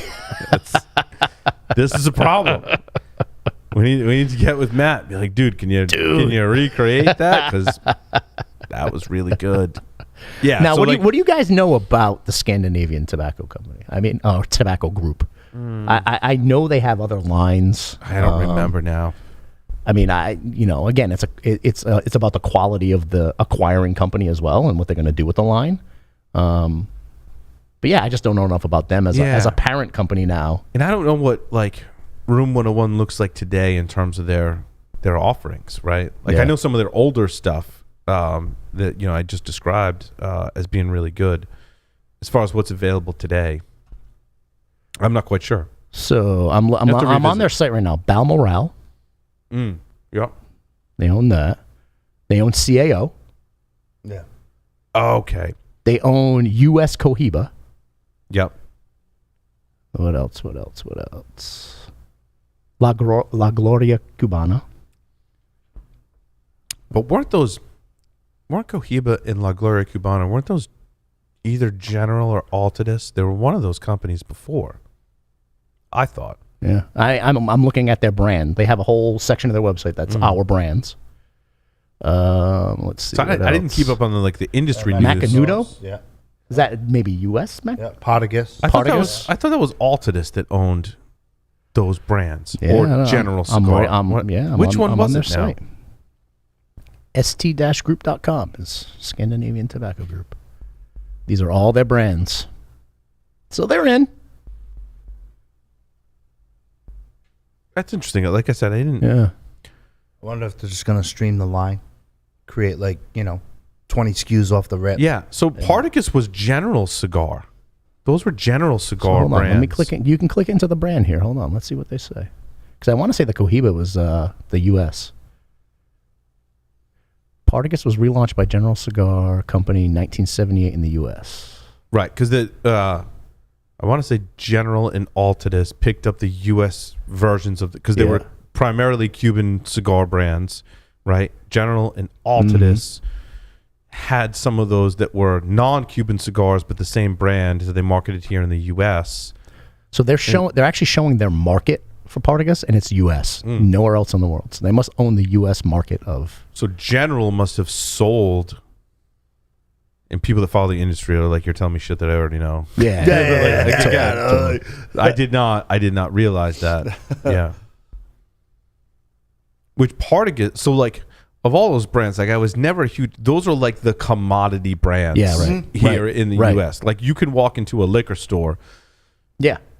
You guys have seen it, right? Because we're cigar people. And you look in their humidor, and typically you would find those rebranded Cuban brands. Yep. That were picked up by General and Altadis in the liquor stores, right? So you can buy a Cohiba, you can buy a Partagas, you can buy a Romeo and Julieta. Yep. And those were all traditionally Cuban brands that were then blended outside of Cuba and marketed towards the U.S. from all the companies that we've described. Now it's what is it? Scandinavian? Yeah, Scandinavian Tobacco Group. I wonder if they bought General. No. I'm not sure how it all transpired. I can't find quickly online how it all transpired. Right. But again, people are kind of yelling that they already know this. And I apologize. Like how can you not know? Because if it happened within the past 5 years, I can tell you from working with Security Weekly, it's been a blur. Yes. So there's one thing that Paul and I we followed the cybersecurity market very. I can tell you about the cybersecurity market. The past 5 years, cigar business market wise, we have not. Yeah, we followed the cigars, but not necessarily some of the business. Yeah. Oh, the business transactions. It's been a blur. And see, that's the stuff I'm starting to get interested in, just because that's the line of business I'm in, right? Right. But it's interesting that you find these brands, and I think because it has that brand appeal of people know Partagas from their Cuban lines. Right. And so then they have the U.S. brands, which are non-Cuban, largely Dominican, that get marketed here into the U.S. When you walk into a liquor store and they've got a few cigar lines, that's typically what you find are those rebranded Cuban brands like Partagas. Now, Partagas makes them, out of all of those brands, right? You get like Partagas, Cohiba, Romeo and Julieta. And I think as cigar people, right, we tend to gravitate towards Room 101 and the Drew Estates and Fuente, Davidoff, Fuente. But some of those, there are some cigars in those lines that I really, really love. Romeo and Julieta Vintage, I think it's a number 2, is the Torpedo in that line. One of my favorite cigars. Talk about a morning smoke, Jason. Yeah. It's one of the best morning smokes. Yeah. Stogie Santa gave me one. It had ton of age. And I remember, like, it's a good cigar when you can remember, like, who gave it to you, what the Vitola was, what the brand was, and where you smoked it. We rented a beach house outside of Bonnet Shores in Rhode Island. I remember being out on the deck working on my laptop, smoking one of those cigars, going, this cigar is friggin' amazing. I think I've gone through... Now, the one that Stogie Santa gave me had some age on it, right? And I'm like, I actually found them on sale online, and I bought a box, and I smoked through the whole box. Wow. And then I bought another box, and I smoked through the whole box. And now I'm wondering in my F-off section, I don't think I have any left. Really? I don't. I think I smoked through all of these those cigars made it to the F-off section. Dude, it is a Partagas Vintage number 2. Talk about something else while I find this. Yeah, well, I just found that in 2010, an agreement was signed to form a new company, Scandinavian Tobacco Group, by combining all the tobacco business of Scandinavian Tobacco Group AB with the cigars and pipe tobacco business of Swedish Match AB, including the U.S.-based subsidiary General Cigars and Cigars International. Interesting. Yeah. 2010 right here. Wait, so hold on. Break that down for me again, Jason. All right, so 2010, an agreement was signed to form a new company, Scandinavian Tobacco Group AS, by combining all the tobacco business of Scandinavian Tobacco Group AB with the cigars and pipe tobacco business of Swedish Match AB, including the U.S.-based subsidiaries General Cigar and Cigars International. So General Cigar was a subsidiary of the Swedish Match. Swedish Match. Okay. And then they combined both groups together. I gotcha. And Cigar International was part of that too. Cigars International. Well, because a lot of cigar manufacturers make cigars just for Cigars International. Because you see stuff on there and you're like, wait, I haven't seen that anywhere else. They make them just for Cigars International. Right. I can't wait till this episode posts. We're gonna get so much hate email. Why are we gonna get hate email? You guys didn't know this in 2010. I was like, man, it's been a blur. My life's been a blur for the past 5 years. It's crazy. So that puts me 5 years ago. Yeah, so 5 years late. But I think us as Stogie Geeks follow the brand. You know what I mean? Yeah, totally. Like, you know, as opposed to the corporate. You know, and a lot of those that you mix in the brand are not really, honestly, quite frankly, even though, you know, Partagas makes some good stuff and Romeo and Juliet makes some good stuff, and yeah, you could throw like the Cohiba Red Dot series in there and all that stuff, but like realistically speaking, like they need to acquire more companies like a Room 101, to stay competitive against the boutiques. That's and right. Also give, because the boutiques inject innovation into the product line. 100%. You know what I mean? And so, you know, it's like, you know, in the world of cyber, it's like a smaller company that gets swallowed up by a bigger company because they like their technology. Yeah. And they're injecting innovation into their product. That's right. And, you know, don't be surprised if you start seeing a couple more go through, if that's the route that they want to go. I wonder if we're at that. Are we at a point now, because we went through this in technology, of massive consolidation? We will if the FDA drops the gauntlet. Yeah. For sure. Because the small companies are not going to be able to pony up the fee, whatever the fee is going to be, the $250,000 per SKU that they're throwing around, $200,000 for it to be FDA approved and all of that. But some of the good brands are going to be swallowed up by the big guys. And not for nothing, you know, you can't blame them, right? You're a smaller guy, and then all of a sudden, purse strings come by and say, "Hey, by the way, we're gonna make your product to scale." Yep. And you can still stay on board. You can still be an innovator. You can still be a contributor to the product.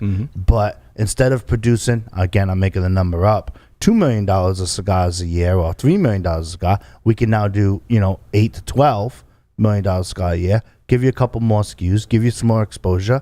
And by the way, we're going to pay you X amount of dollars for your proprietary reg. You're going to say no? Right. Like, I'm sorry, I don't want the, you know, it's like everybody, you know, all the Drew Estate crew, like, oh, I can't believe like Jonathan Drew sold out to Swisher International and this and that and this and that. They still like Drew Estates. You know what I mean? Right. They go to scale and they do their thing, and it's a better product. I'm sorry. It was a Romeo and Julieta vintage number 6 torpedo. Okay. I thought it was Partagas. It is a Romeo and Julieta vintage number 6. Great cigar. Colorado Claro wrapper, Mexican Dominican binder, Ecuadorian Connecticut wrapper. Sorry.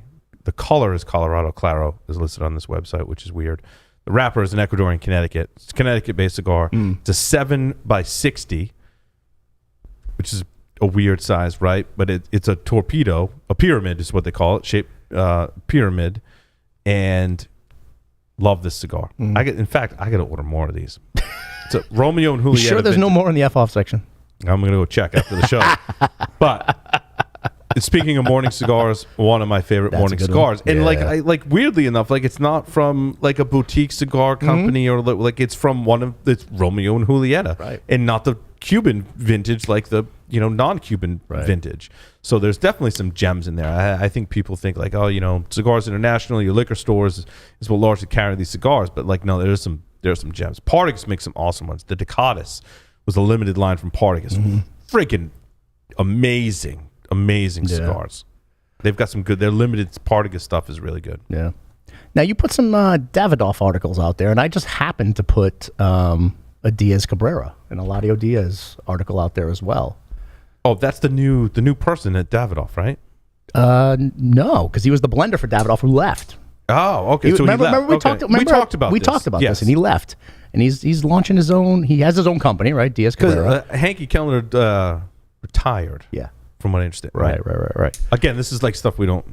Yeah. Keep up, but Joe's he's point, going to launch his first cigar, right? It's coming out. What is it? Delictado is the name of the cigar. And it's going to be an LCA drop. I'm going to get it in my monthly. That's what I'm hearing. I'm going to get it in my monthly. You got to share that with us then. All right. Yeah, we got to try that. All right. We got to try that. Davidoff had, they're increasing production of premium cigars by 35%. I'm happy to see this. In talking to like local shops, like there's still supply chain issues with getting cigars as a result of the pandemic, which is unfortunate. But I was encouraged to see Cigar Journal posted an article that Davidoff is increasing production by 35% to maintain to meet their demand. They're growing company, like people are buying it. So they say our brands are growing strongly, right? So they recorded growth of 28.9% compared to the previous year, which is great. Yeah. I think this is a great thing for the industry, right? Despite regulations, despite supply chain issues, companies are, Davidoff being one of the larger companies, obviously, but to see them posting these kind of numbers, I think is a really good thing. Yeah. Right. It's a really good thing. It is. We want to see the industry grow. And we want to see demand being met, right? We want to see these cigars available. It's hard, even with larger companies like Padron. Shops are going like it's hard to get these, some of these cigars in. I have to place like special order. Like, I'm like, I'm like, I want to pay you guys for it. Like, can you order me a 1926 40th Maduro? Like, but the box is like $500 something dollars. But I'm like, you know what? If I'm going to smoke a special cigar, I want one of these boxes on hand. Yeah. I mean, it's supply chain all over the world. It's happening everywhere. I mean, just, going back to the technology side, getting equipment for customers. Getting a Raspberry Pi. For those listening, Raspberry Pi is a small little computer. It's great to get people started on computers. It's great to have. And there's all different models for hobbyists to learn computers. Getting kids to tinker with. It's a tinker play, but it's also like a great thing for security professionals to play with. Yeah. Go find one on Amazon now. Like, you can't.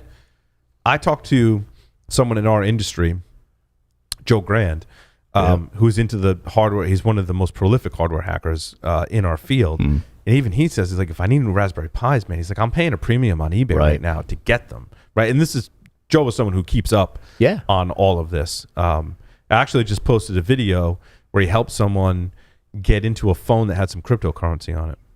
Awesome video. Really? You should go check it. Even if you're not in technology, they break down every step of it for you. Wow. Like even like JTAG, which is a very technical kind of thing.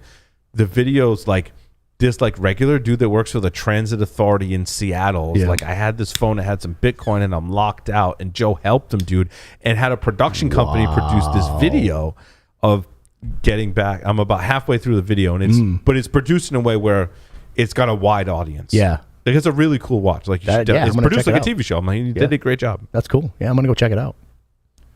How do we get on that supply chain? Yeah, all supply chain. It's everywhere. I mean, we have customers waiting, 30, 40 weeks for gear, for equipment. Weeks. That's insane. Sorry, I don't want to wait that long for my cigars. Sorry, we man. can't get to your project until next year. Right. It's absolutely insane. What else we have? Oh, I want to just hop on some of these names. I think the stuff happening today that is attacking flavored cigars worries me greatly.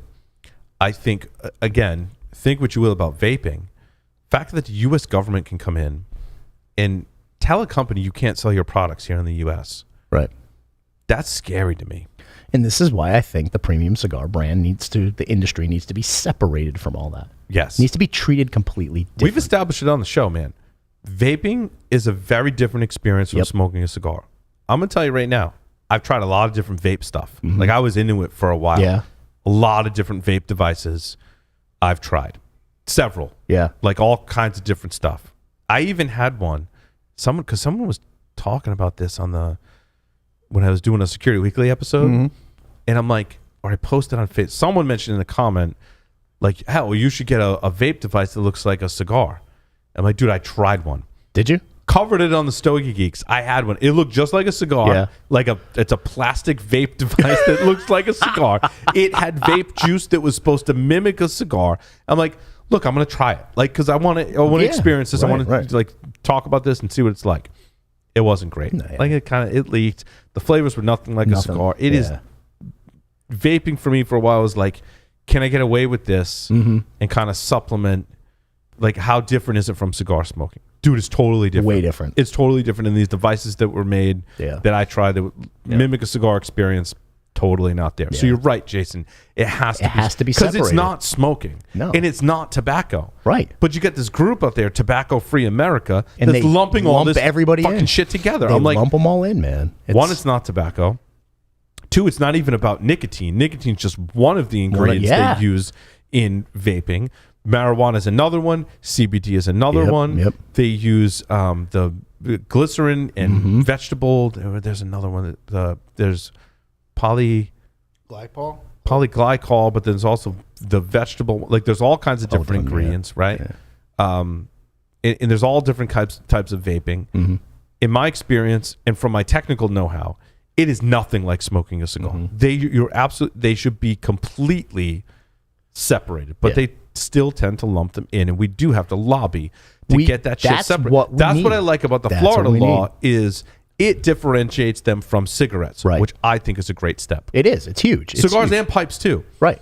We have to totally separate that out. man. We Like, have it's to separate it tobacco. out. It can't be lumped all in the same. We can't. Right. You can't just do this broad brush legislation that's going to affect folks who are cigar smokers, right? And we're not smoking cigarettes. We're not throwing our cigarette butts on the beach like we're talking. We're not vaping. We're not vaping. I mean, from the vape perspective, I know people who buy like gallons of the chemicals to make their own. They call it juice. You said it earlier, right?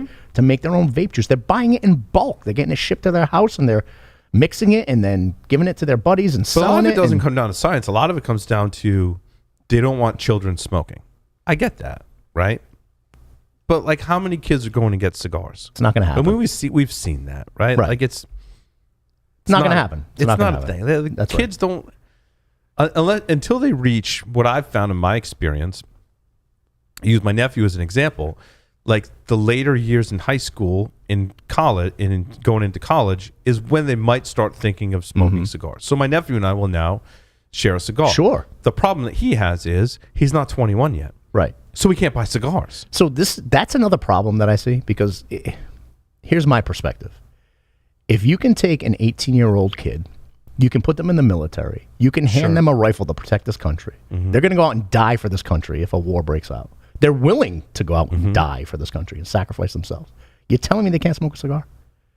Give me a break. I mean, I think it's a health issue, and they got to draw lines in the age somewhere, right? I don't disagree with what you're saying, right? But 18 years old, 18 years I think old, that's a good age right there. You can't drink in marijuana largely now until you're 21. I get it, but again, you're going to hand them a rifle and send them out to war. Right. But if you're 18 in Rhode Island now, you can't buy ammunition or guns until you're 21. But you're right, you can go sign up for military. You can go sign up for the military, though. It's just, for me, it's conflicting things. You know what I mean? Like, at 18 years old, I was smoking cigars. When I was in the Marine Corps, I was smoking cigars. Right. And when I was in college, goddamn, if you're going to tell me I can't. Right. When I was in college, I was smoking cigars with my dad. Yeah. I think we need to rethink way more productive activity than vaping or smoking cigarettes or any of those other things. I would agree. Right? 100%. And so the attack on flavored cigars is kind of, I don't want to give them any ground. Man, no, right? Like, I want premium cigars to be premium cigars. They happen to be flavored, right? But I think where it mixes in is you got the grape flavored cigars you can buy at the convenience store versus the Drew Estate infused cigars, which are actually very good. I've got some in there that I actually enjoy smoking. Yep. The Nub Cafe Cappuccino. Love those. Cappuccino, macchiato. They have the espresso. If I'm going to smoke a flavored cigar, one of those, I think are really good. I dig it. I like them. Yeah. I really, they're not bad. I really every do. once in a while. Yeah. I mean, it's not like but I'll have one if I'm in the mood. Yeah. No doubt about it. But those go away, right? Those go away in this new legislation. Yeah, no bueno.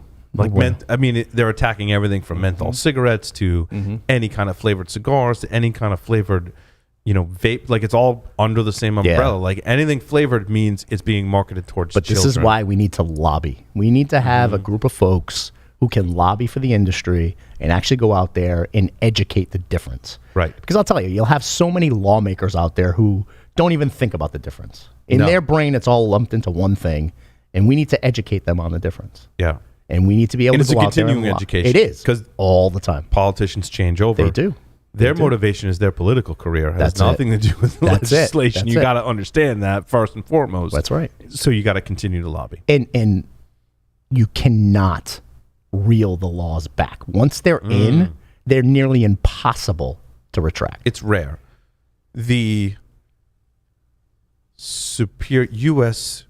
Superior or Supreme Court, one of the courts overturned the New York law for open carry, which now means all the other states that have passed the law are falling in the same Yeah, 'cause they group. set But the- that's the exception. They set the precedent. That's the exception, not the rule. When it gets Right. challenged at the federal level, that's when it starts unraveling. Yeah. At the state level, that you can't pass laws that contradict the Constitution. Right. And how much time and money does it take to actually reel all that back? It takes a lot.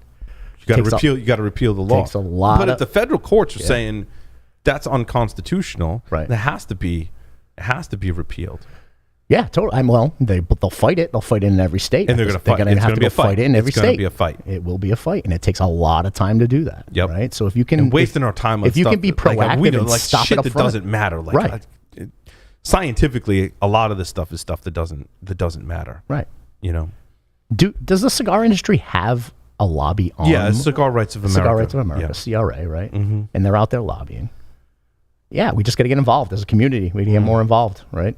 Helping the cause, stopping the There's a laws lot of before they stupid, come. lot of stupid laws being passed recently. Like, man, like Yeah, stuff not only that we don't agree with, like a lot of us wouldn't agree with, but a lot of stuff I'm like, does that really have an impact? right. Like a lot of these laws are being passed for political reasons. And I think to bring that back to cigars, like that's a political motivation. It's not a public health right, crisis. right, Right? The science is not going to point you back to a public health crisis. right. It's all political. Yeah, and so much of it is that I'll call it feel good legislation. Mm-hmm. You know what I mean? As a politician, you want to go out there. We ban this, and We we ban did that, and this that's is a what we do. feel good It's a thing. feel-good It's good thing. for my political career. 100%. Yep. Because I questioned last Wednesday on the show. I was talking with Josh about this. I'm like, I don't think the science points that. Let's just take plastic bags that were just banned here in Rhode Island. I'm like, I'm a huge proponent of the environment. Yeah. I don't think that has an impact. Right. Because if you want to use these reusable shopping bags, there's mixed of cloth and plastics in those that makes them not recyclable. So now, Right. instead of a thin plastic bag, now you've got this cloth thing that you're going to use for 3 to 6 months. It's going to get And chuck dirty. it. It's going to rip, and you can't recycle that. Right. Most of those bags have to go in the trash. This podcast I listened to brought on an employee of like a plastics company that has a background in this, and he said, yeah, the way they manufacture, he's like, we manufacture some of these bags. So they brought on like a subject matter expert that was like, they actually can't be recycled. So like, again, back to your point of like feel good, Yeah. like you shouldn't feel good about a lot of these things, because if you look at the science and the impact, it actually can make things worse Totally. by banning plastic bags as an example, right? It's the law of unintended consequences, right? Cigars the same thing. Yeah. Why are you going to impact an industry that employs all these people when there's like no real benefit to it? It's just a feel-good legislation. It's a feel-good legislation Yeah, measure that that's we're it. going to lump into all these other things that, quite frankly, could have a public health risk. Like high schoolers are going hardcore on these vape devices, and that's a problem that needs to be addressed. Now, do I think you should ban everything? Again, I'm not a big fan of banning. Banning anything just creates It black does. market and impedes on people's Makes it freedom, worse. in my opinion, right? So like address the health issue. Yeah. Nah, agreed 100%. But then you got Diesel coming out with the Sunday gravy grappa. Right. I don't know. I mean, that's. I'm not saying it's a bad cigar, and I want to knock Diesel, for this as well. I think it is interesting marketing, but we have to be careful about our marketing, right? Not to say that Sunday gravy is going to appeal to kids either. No. I think this No way. appealing to kids thing is the smoking gun of politicians. Like I can get anything banned and get some legislation under my belt. Like, hey, I helped pass this legislation and ban this thing that's hurting people, and it's for the children. It's for the children. Because I can say that it was impacting children, right? Or impacting the environments the same way. And there's like no the way- environment there's no and children are these very fragile things. Right. And if we pass the legislation, whether it makes sense or not, I think is our point, that I've done good as a politician. More people are going to vote for me when I rerun for office or go to the next level in my political career. Yeah. That's the danger. We that we're can't in be doing today. it. We can't be doing it. Slippery slope. What else? What do we want to do next month? Let's Do you, tease it out. do you guys actually want to smoke those RCs next month? We're going to do it July, right? It's going to be sometime in July. Yeah. It's going to be summer. We're going to smoke. I wish I had gotten a hold of the new firecracker from Garofalo. Oh, yeah. They sold out really Yeah, fast. they did. They did. I don't have the cycles to chase as much as I used to. But what was the latest? Because that's a very summer, like Bandolero? July. It was a Bandolero? Super Mesa cigar. Oh, okay. Yeah. Right? I don't Was it? know. I thought he came out with a bandolero, but yeah. No, you're right. It was Bandolero. I think in years past it has been Steve Saka did one. Oh, And I this actually had was an article. The Bandolero. Saka Khan. The Saka Khan. He came out with the Saka Khan. Did you see- Saka was a cigar? A cigar. Yeah. Yeah. I like Steve cigars a lot. Oh, I yeah, me like too. the Me too. Mi Querido Onco Largo. It's a Toro sized, the blue and gold band. I frequently have a box of those in my humidor. Believe it or not, that's a stronger breakfast cigar. Yeah. It's not. It's like a heavy medium kind of thing, but you can totally smoke it in the morning. I love that. If you guys have that cigar, you should try it. Yeah. I like it. I'll bring some. Yep. It's a launch. Mikarita Saka Khan. I also like the Umbagog. You know the story behind that? Yeah. It's a bundled cigar that's a similar blend to Mi Querida Yeah. that is named after the lake where Steve fished at. And he was like, this is a cigar I'm going to smoke while I'm fishing. Nice. And I tell you what, I think it's the Robusto size in the Umbagog. It's amazing. Bundled cigar, it's great. Yeah. It's good stuff. Well, we can post what we're going to be doing for next episode when we That's think it. about it. I think we do the RC series. You want to do them? Because we haven't done I was almost tempted to do Tatawahe on this one, Yeah. but I think that's a good one to do. Yeah. By next month, there'll be 90. There'll be 90 days in my humidor. At that All right, point. let's do it. All right. Next month, we're going to do the European release. It's the European release. Of the art that Jason worked very hard to acquire for the Stogie. I think I sent you guys like daily updates on Oh, where it was they were. amazing. It was amazing. Great Well, you stuff. challenged me whether or not I'd be able to find it. Remember? And you did, man. I great work. I hunted, my friend. All right, so no one smoked one before then. Let's make a pact right Make now. a pact? No one Don't smoked give it one. back. Save it. Save No it. one's smoking one before then. All right, We're gonna all all right. smoke it for the first time. Stick it in your humidor. next month. They'll be 90 days aged. By the time next Going to the F-off section in my humidor. He's twitching. He's twitching. Joe's gonna cheat. He's gonna. If you cheat, let me know. I'll be bring cheating, another taking one. off the I'll bring brand. another one. You know what I If mean? you Like, cheat, yeah. just let me know. I'll bring another one. Just don't say anything about it. Try and hold off. I won't cheat. Try and hold off till next Yeah, month. please. I'll And we'll focus. all smoke them together and All right, I we'll love let it. you I know. love it. I'll focus for sure. Well, thank you everyone for listening and watching this edition of the Stogie Geek Show. We'll see you next time.